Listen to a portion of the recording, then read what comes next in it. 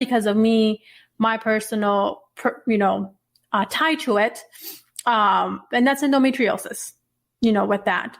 Won't go too much into it, but that's something that I will voice out and speak to because there's that connection there. But, and I'm involved, in it and talking more about it and so forth. But to each person, of course, their own. And, people are going to do, and they're going to say what they're going to say. We can all give or take and say and what we think and whatnot. But I don't know. So we'll see how much more, this battle goes on between them or what happens from here. But there's a side to everything, right, Ed? Yes. But I do know LeBron is going to continue to do what he does from his elevated position of power. And no matter what Laura Ingraham would say, or Zlatan Ibrahimovic, whatever they say, or the next person that's going to come up and criticize LeBron for the stance that he takes and the things that he does in and around the community, whether it's in Ohio, back in his home state, or wherever. He helps a young lady, helps her purchase a basketball team, or he has schools that he's created back in Ohio or all over the country that he's done. Let him continue to do that, because he's going to continue to do that because he loves people, he loves kids, he loves everybody, and he wants to aid as many people as possible, regardless of the naysayers. You're always going to have naysayers and people that hate you for what you stand for. But I like that LeBron is just standing up and saying, okay, you can say what you want to say. This is what I'm going to do. No matter what you say or how you feel about me, I'm going to continue on to do what I do. I'm going to continue to be a humanitarian and try to make this world a better place. Yeah.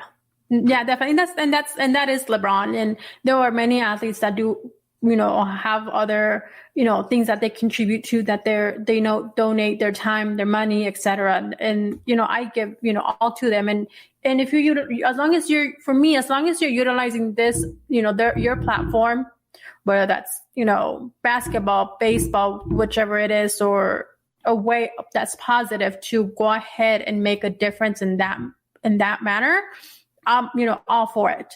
But but don't only speak just to speak, back it up, have, do your homework and have your supportive stance, along with that. I agree. Absolutely. And with that, talking about battles, there was a nice, good little battle. It was a little battle. Yes. Over the weekend, we had some fights, and we had boxing and we had UFC, but I will go ahead and cover the boxing. So it was Canelo Alvarez and Yildirim. That was a short and sweet battle, Ed. It didn't even make it to the fourth round. Canelo knocks out Yildirim and he retains his title. But as I can see, as soon as getting into round two, and then he goes back out there and gets into round three, you can just see his opponent. You can just see Yildirim, just his body language, his legs, and he's just kind of got his energy, beaten out of him. Alvarez, Canelo, he pretty much got, it's like he was, punching a punching bag. Yeah, pretty much. That's what it looked like, pretty much. Yes. Yeah. So it was good to watch nonetheless. I was hoping really for a longer fight, but as soon as you saw the damage that Canelo was putting on that guy, I knew it and I saw it. He had some, good punches thrown at him. I mean, those uppercuts did some damage, Ed. Yes. Yildirim. When you're going up against one of the greatest to do this, Canelo, after the fight, he's 55-1-2, Joanna. And as far as power punches, he connected power punches. He landed 58 power punches out of 99. So that's a really high percentage. Almost 60% of his power punches he landed, Joanna, to just 4 for Yildirim. Just the numbers are just staggering from the punch stats.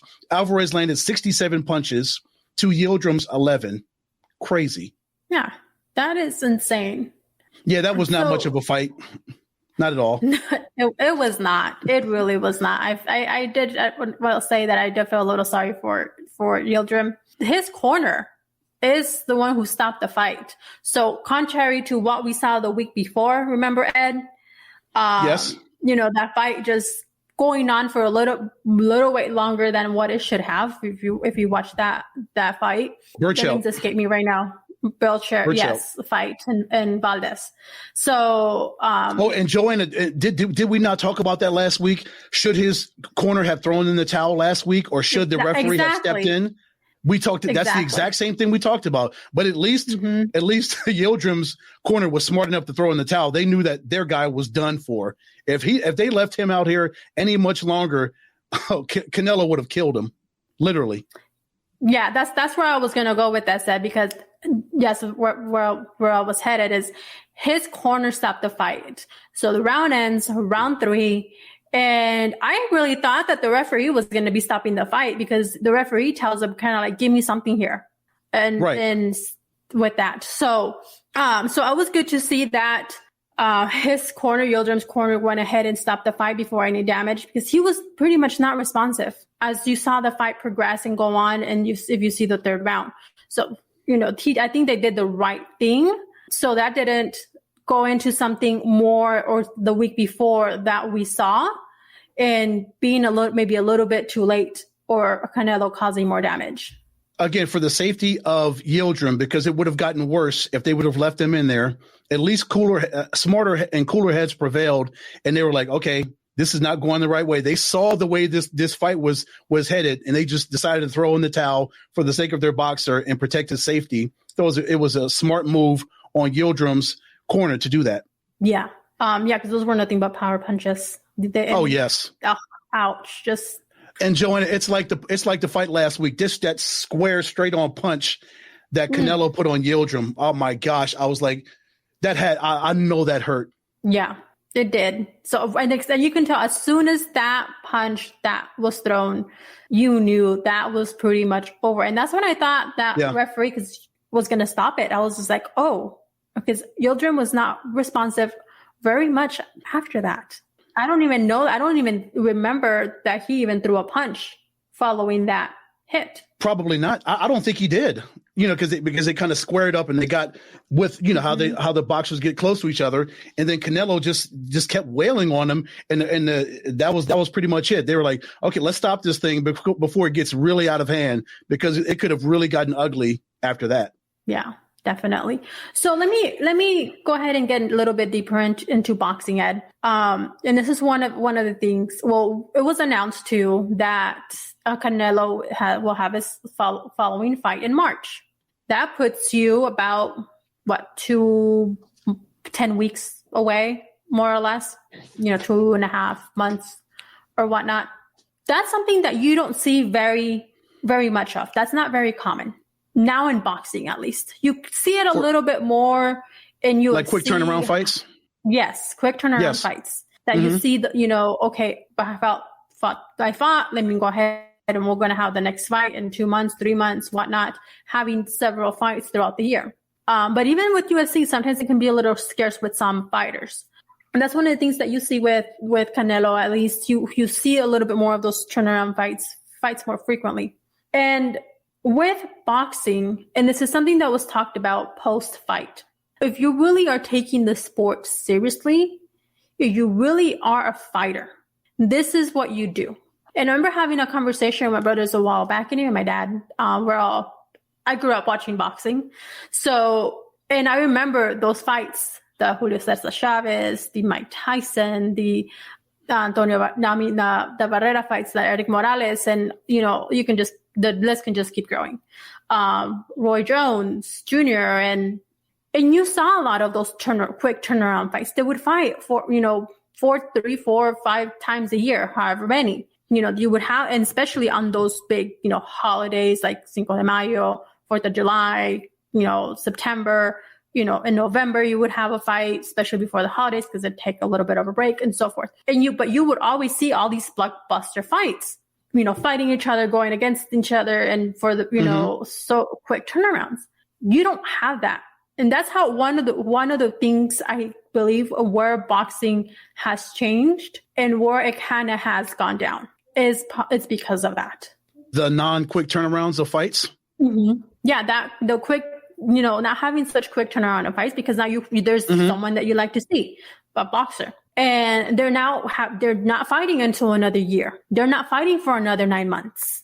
Because if you're a fighter and if you really are taking the sport seriously, and I agree with this, you wouldn't go ahead and schedule a fight 6 months down the road, 9 months down the road, go ahead and, not train and not do any boxing or take any fights on, let yourself go a little, or not not taking it that seriously, or maintain it. Even let's say like you don't work out, but you still do your work to maintain and keep that stamina in some form. Mm-hmm. And not having to need 3 months to get back into shape and lose the weight, X, Y, and Z, to be ready now for your fight that's now in 3 months.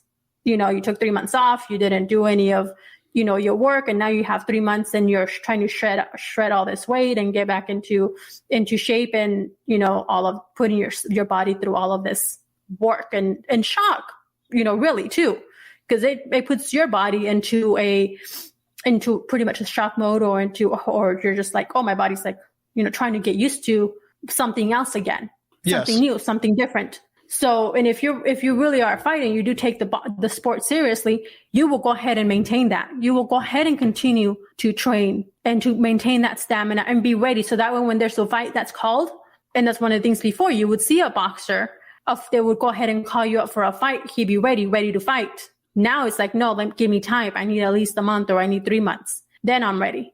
Yeah, you mentioned Alvarez. He's got a fight, as you mentioned, on May 8th. He's fighting Billy Joe Saunders. So the turnaround's really quick for him. He's fighting a WBO title holder in Saunders. So not much time for Canelo to get ready, but he's back in the gym getting ready for a fight in a couple of months. But you're right. I do remember those days back when they did fight 3 or 4 times a year, and you're just like, okay, after such a great fight, okay, well, 3 more months, they'll be fighting again. Tyson's going to square it up again, or Holyfield's going to fight again, or Roy Jones is going to square it up again, or Money Mayweather's going to have another great fight again, because it's so exciting, because we wanted to see those guys because they are box office draws. We don't want to wait an entire year to see Mike Tyson beat the what out of somebody. We want him, months from now, because, back in those days, he was a maniac. He trained crazy and he fought crazy. And that's what the box office draw was. We wanted to see Mike Tyson pummel somebody, and he did it night after night. Well, until Buster Douglas got to him, until he got in trouble out in Japan.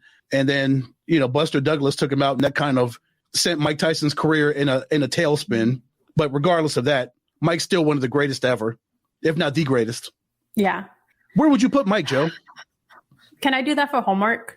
Yes. Okay. I'll give you my answer next week. Save it for our boxing segment next week. Got me again. Boxing. It's only when we're on the air, Ed. I know. Have you noticed that? Boxing. Off the show, you can say it. You have no trouble at all. Oh my gosh. Boxing. There we go. But that is your homework assignment for next week. Where does Mike Tyson rank amongst all the all-time greats for you? Let me write this down. I'm literally writing this down as we speak. Because he's got to go up against Muhammad Ali, and all the other names we mentioned. There's so many great fighters in so many different weight classes, right? So many. I don't like right now. Do not ask me how many there is in boxing or UFC, because I get those mixed up all the time. Me too. Me too. Make fun of me. Even though I am an avid watcher, but they're just get intermingled and it's over. So. And there's so many different boxing councils. Like Alvarez he's got a WBC and WBA super middleweight belts. It's like so many different councils, so many different weight classes. It's hard to keep up, hard to keep contact with all of them. There is, and like if you watch, and for me, I watch both of them, so I can get one switched over to the other, and we can be talking UFC, me and my brothers, and then you're like, what are you talking about? That you're talking boxing, and I'm like, oh, my bad. Like as far as weight classes go. So, but yes, I'll give you my answer next week. We'll go ahead and put a poll out there, a social media post for you guys to go ahead and chime in on and see who where Tyson ranks, or who do you think is your best all time boxer out there. And you know what? There's no right or wrong answer, Joanna. There isn't. No, there really isn't. It's like, same thing with NFL, same thing with that, or basketball, or, all of that. We won't go into those conversations right now, because with them, that would take up our entire 2-hour show. but no, that's for me where I stand with that is if you are an athlete of any kind, not just only in boxing, and we saw that